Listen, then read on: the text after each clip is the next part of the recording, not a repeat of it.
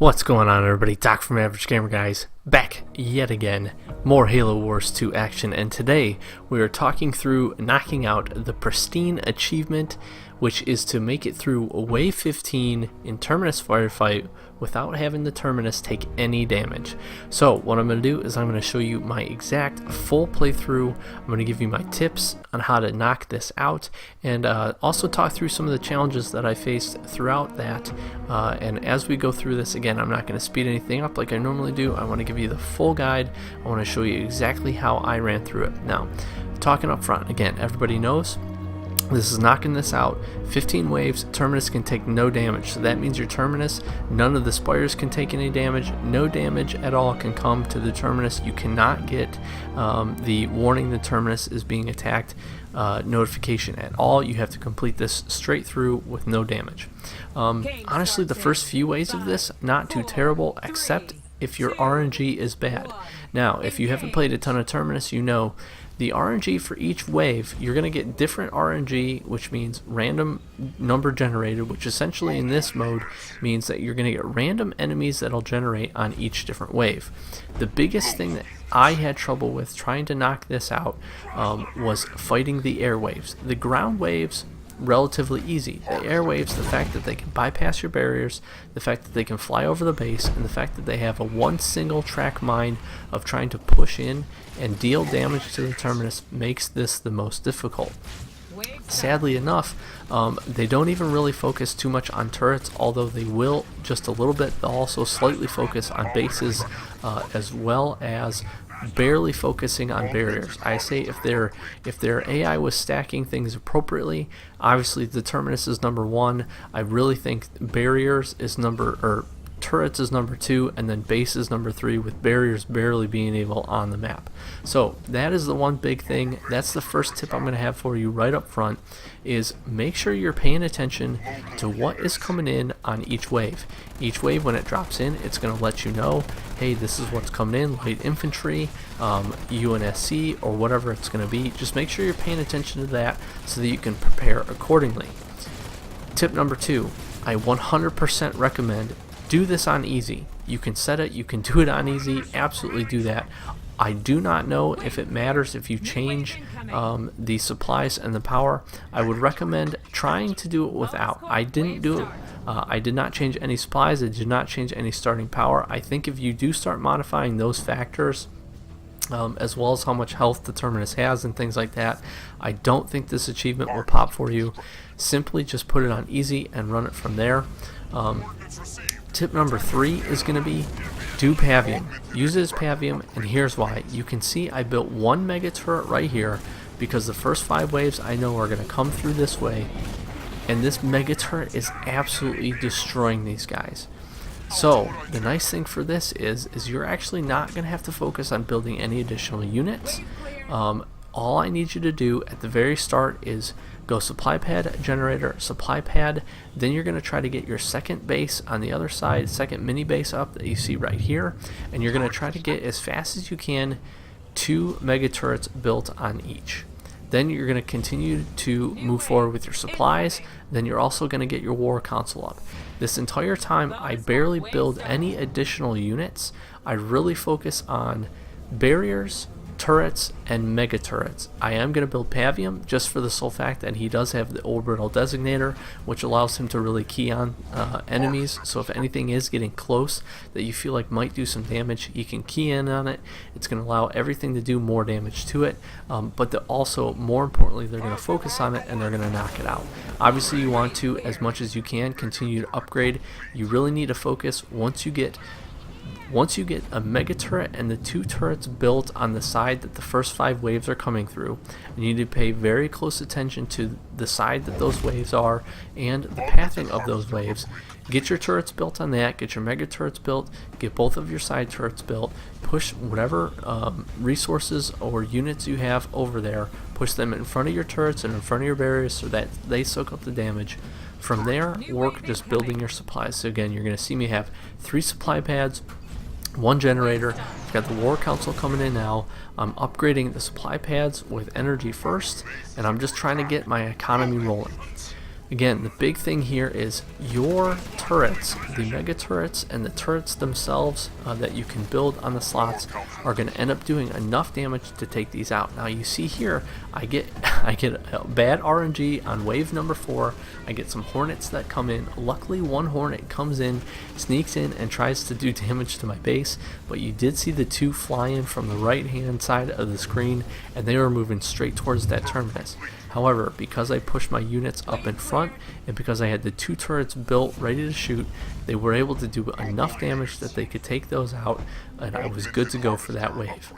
I do think I end up facing another couple, 1 or 2 more air waves after this, but awesomely enough, if you get your supplies set up and you can handle the forces on the ground, your turrets should have no problem taking out anything that's in the air.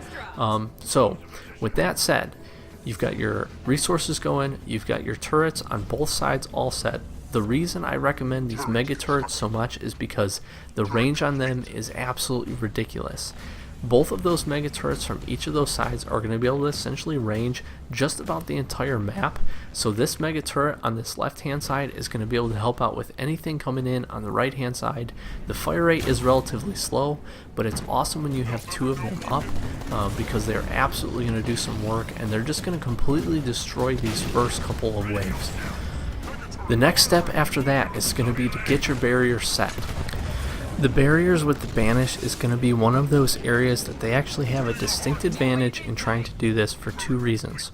One, they have the razor barriers, which are going to slow down ground units, which honestly I didn't really think were going to be that beneficial when I first started using them, but as I started dropping them, the fact that they're only 200 supply, so that makes them easy to build. The fact that they slow these down and really trap these units together in groups is going to allow your mega turrets to absolutely, again, just tear them apart. You're going to have a heavy reliance and focus on your mega turrets for doing your damage, so you need to focus on that. Build those razor barriers, get them set up, and you'll see that they're just able to really slow everything down and allow these mega turrets to just get that damage in.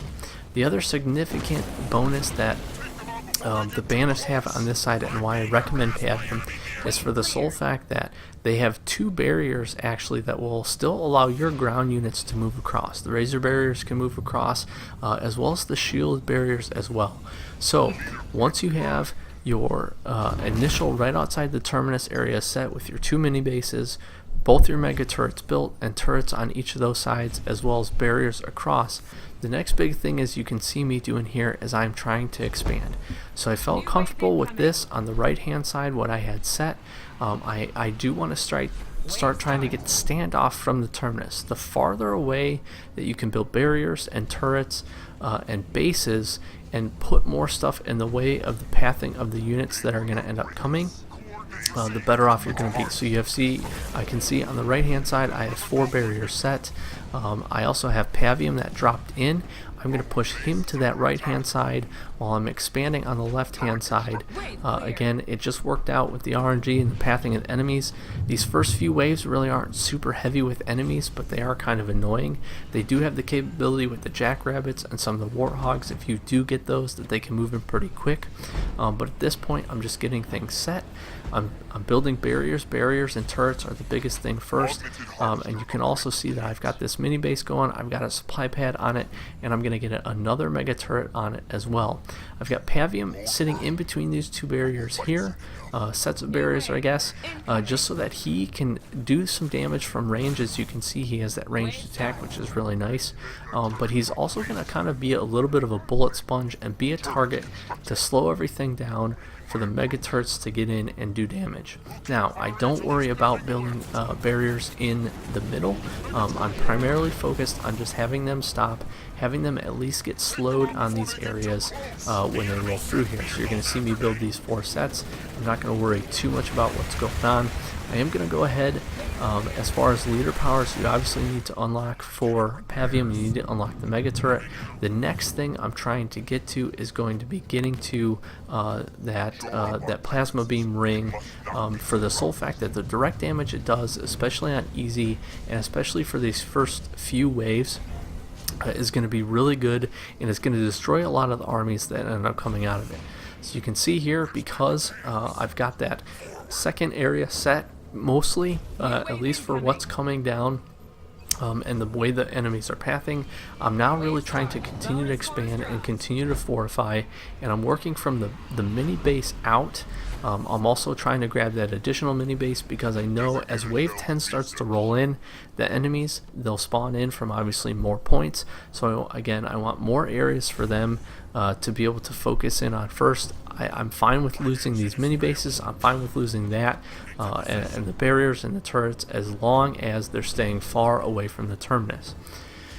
So with that, additionally, you want to obviously fortify and continue to build up, and you want to keep them as best you can. You want to keep both sides generally even. Now again, I've got Pavium here to kind of take the brunt. He does really good damage, especially on easy, and especially for the first 11, 12 or so waves, which is really nice. So he's really going to help out. I definitely recommend putting turrets all around your base as well, because again, the one significant thing that I was still concerned about was the airwaves. The airwaves, again, the fact that they can just roll over all of these barriers, they fly straight over whatever they want, is a significant worry for me. But the nice thing again is, if you get these other mini bases set, the way the pathing works is that they're going to end up going to attack those mini bases. So at a minimum, you'll have kind of a little bit of a standoff and a little bit of a forewarning going for that. You can see me, I've got a leader point. I'm really just trying to tick through. I definitely recommend the one that constantly heals the buildings. Should be one of the next leader powers that you get, because that will keep your barriers, that will keep your buildings and your turrets up healthy for a lot longer. You can see at each location, at each mini base that I build, as soon as I can, I'm trying to get in a mega turret. Now, supplies is going to be the biggest thing that you need beyond energy. You do need a little bit of energy just to get things going. If you are really considering or struggling with airwaves, the one thing that you can do is upgrade a few of the turrets to anti-air. I didn't do that, and I was able to get, generally just to get lucky enough to not face too tough of airwaves that could take this out for you. Again, the majority of what you're going to see is going to be ground forces, so just keep that in mind. But you can see here, I'm getting 2 supply pads built on that base, and then try to get a mega turret in there as well. I think I was maybe successful with this, I honestly can't remember, but don't be afraid to use, that's one of the reasons you do need a little bit of power. Don't be afraid to use your leader powers, those direct damage dealing ones, just to keep yourself in the fight. And again, the biggest tip I have for you, the one thing that really helped me beyond just my order of build and getting the barriers down, was the sole fact that you have to pay very close attention to the pathing of where the enemies are coming from. Get to those juncture points. Like you can see right here, this is a juncture point of actually 2 spawn-ins for the enemy, and so I'm just fortifying this as fast as I can, building as many turrets as fast as I can. I've only got a single path from the left hand side, so this right hand side is important to me. Locusts are absolutely brutal, as you guys know, to turrets and buildings as well, so I am going to try to keep this alive. Again, I do like putting Pavium up front, upgrade him a little bit as well so that his healing and his damage gets better. And you're going to see I'm just going to use him as a bullet sponge to make sure that he's staying out in front, and they're really not destroying too much of anything. Now you'll see here again, I'm going to end up losing this mini base to the Locust, because that's just what happens, and it always seems to happen to me. But the nice thing is, you'll see these mega turrets, they're going to be able to fire in, they're going to be able to do some damage as long as they have the sight lines. And right now, sitting pretty good at wave 13, I feel pretty comfortable. I have lost a few mini bases, but I've got enough standoff from the Terminus that, and I've got enough layers of turrets that I think I should be okay at this point, and really haven't built any other units. You will get a reinforcement wave, which is nice, so you can move them wherever you need to. I think I might have built just a few choppers just to move around the map. I've got a couple infantry here, just to kind of get in the way again, be some bullet sponges, but at this point, I've generally got all what I would consider 4 of the second stage areas covered. I am going to try to continue to expand, and I can't stress enough, use your supplies. You're going to need supplies more so than you're going to need anything else, use your leader powers and spend your leader points obviously as quickly as you can. But if you can get the 4 area set of barriers down, just use the razor once, because again, you just want them to slow, and then you can get all of your turret slots built. I honestly think you shouldn't have too much of a problem doing this. You can obviously, if you have any additional supplies left, feel free, build some of those. Build some additional units. You're going to see I don't actually have any turrets around the Terminus, which is kind of important to note for the sole fact that you can spend your supplies better in other locations. Again, you want to have that standoff, you want to have them farther out. If your turrets around the Terminus are firing, you're probably going to end up taking damage to one of the spires, and this is going to end up being busted. It obviously goes without saying, if you do take damage early, don't be afraid. Just go ahead, restart, get things going. You did see a spirit drop try to come in there on wave 14, which would have been absolutely brutal as well, which is something that can happen, which is another reason I definitely recommend get your turrets, get them set around your base. It probably would be a good recommendation to have 1 or 2 of those actually get upgraded. I think I had the power for it here that I probably could have did it 1 or 2 waves ago and got them set up. But at this point, I'm just watching out. I'm on wave 15. I'm just trying to push through this wave, make sure nothing crazy happens. I'm just taking a look at where everything's spawning in from. I'm just trying to get all of my stuff down, and I do recommend that if you do get into wave 13 or 14 and you're getting close to 15, do try to hold off on your leader powers. This is one thing I wish I would have had the plasma here that could have really done some good damage. I am going to move these units over, and these boss waves can be pretty tough, but again, if they stay on the ground, especially if they're hero centric like this one was, they're going to have a really tough time, one, destroying everything to get there. The mega turrets that you got, you're going to get multiple mega turrets to fire on them. Their AI does have them focus in. They'll bypass your barriers because they're the razors, but they will focus in on your turrets. And your turrets have pretty good range, so they're going to be able to really just get in, get some damage. They're going to focus, the enemies are going to focus on the mini base, and from there we should be good. So we just finished off wave 15 here, and we completed it. So those are the tips. Hopefully this was really helpful for you. I know I was struggling through trying to find the best strategy, the best leader to do it with. I definitely recommend Pavium. Put that thing on easy, get your supplies and economy rolling. See the achievement pop here, which is absolutely awesome.